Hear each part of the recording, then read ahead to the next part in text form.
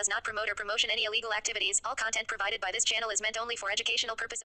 1300 পরীক্ষার্থীর মধ্যে পাশ মাত্র করেছে 65 জন, আর তাতেই বিক্ষুব্ধ হয়ে উঠেছে ছাত্রছাত্রীরা। মঙ্গলবার কোচবিহার গুঞ্জবাড়ি এলাকায় রাস্তায় বসে পথ অবরোধ শুরু করে বিক্ষোভ দেখাতে শুরু করেন কোচবিহার বিটি অ্যান্ড ইভিনিং কলেজের ছাত্রছাত্রীরা। ছাত্রছাত্রীদের দাবি, কোনো অবস্থাতেই এত ছাত্রছাত্রী একেবারে ফেল করতে পারে না।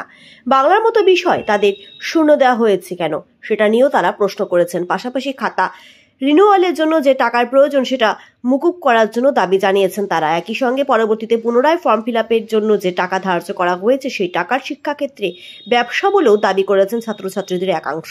দুপুর 12:30 থেকে পথ অবরোধ করে তাদের দাবি দাওয়াগুলো তারা তুলে ধরেন। তবে এখনো কর্তৃপক্ষের তরফ থেকে কোনো সদুত্তর পাওয়া যায়নি। ঘটনাস্থলে পৌঁছেছে কোচবিহার কোতোয়ালি থানার পুলিশ।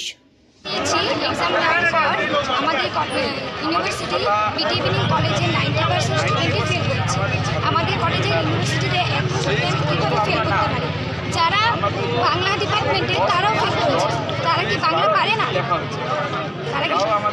এখন তোমরা কি চাইছো? আমরা আমাদের ন্যায্য নাম্বার চাচ্ছি। আমরা বেশিও চাচ্ছি না, কমও চাচ্ছি না। আমাদের যেটুকু প্রাপ্য নাম্বার, আমাদের সেটুকু নাম্বারই দেওয়া হোক।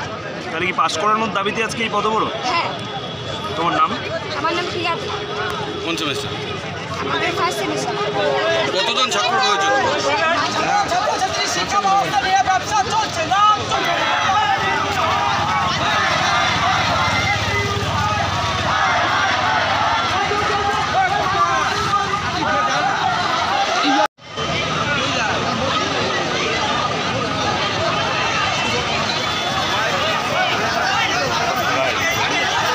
গাইড ধরে নিতে হবে, নাহলে চলে যাবে।